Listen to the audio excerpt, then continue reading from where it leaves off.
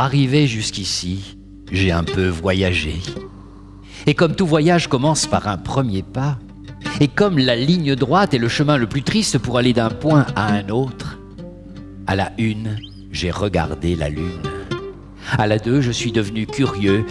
À la 3, je suis sorti de chez moi. Premier pas. À la 4, j'ai vu le ciel bleuâtre. À la 5, j'ai compté 1, 2, 3, 4, 5, 6. J'ai croisé un narcisse.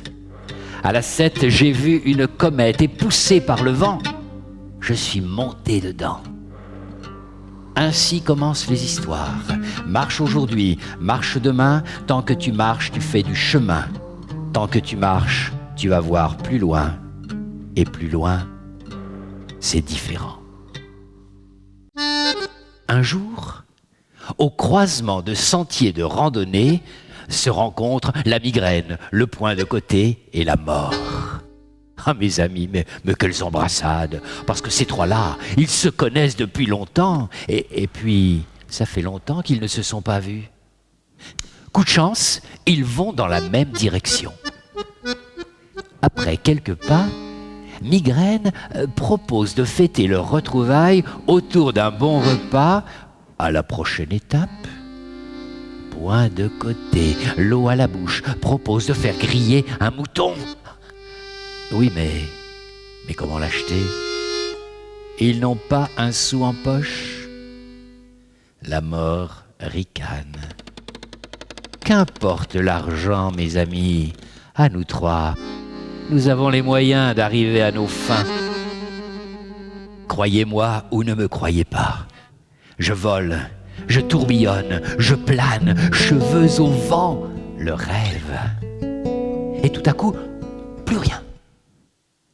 Chute vertigineuse, mes bras s'agitent et enfin la descente s'arrête et je me retrouve suspendu par les pieds dans les branches d'un arbre. L'écorce frissonne. Dans le bruissement des feuilles, j'entends « À la question tu répondras ou à te balancer tu resteras. » Qu'est-ce que l'avenir? L'avenir? L'avenir, c'est du passé en préparation.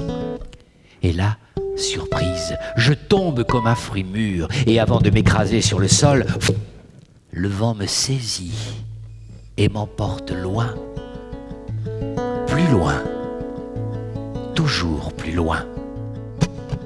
Alors que le lion se pavane comme tous les matins sur son chemin dans sa forêt, voilà qu'il voit à quelques mètres de lui un intrus.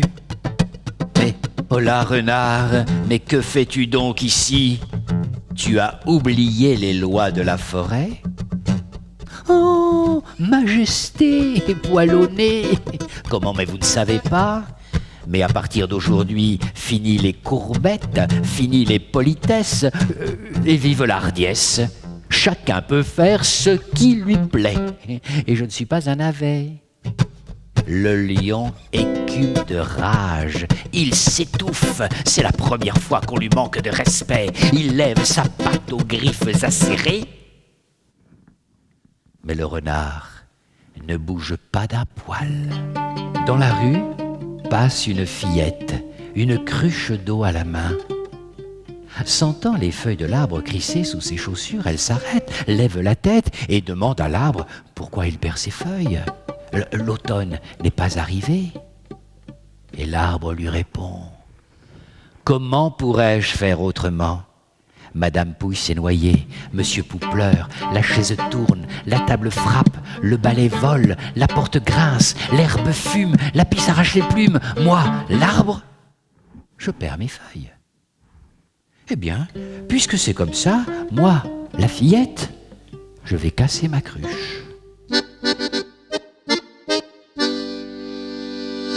L'heure tourne. Le manteau noir de la nuit enveloppe chaque chose, sauf au loin, le château illuminé.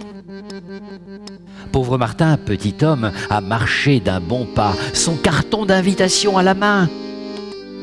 Les portes s'ouvrent devant lui. Un flot de lumière se déverse.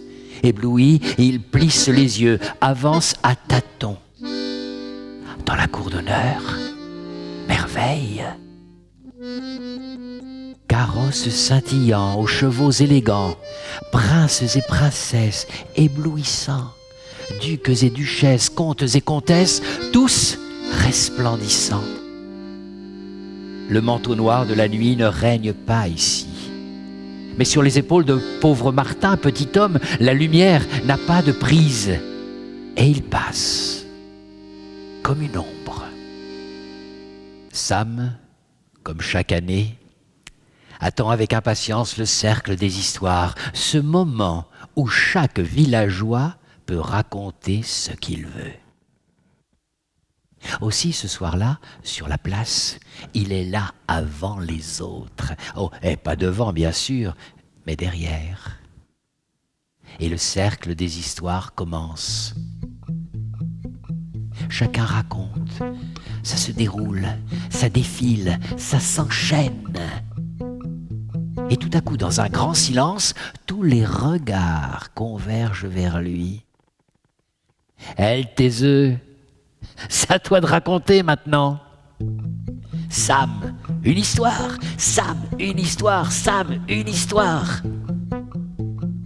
Gorge nouée, langue recroquevillée, boule au ventre, Sam se lève sur ses jambes tremblantes. Il n'a rien à raconter. Alors il s'enfuit. Et à l'extérieur, la forêt s'ouvre et se referme sur lui.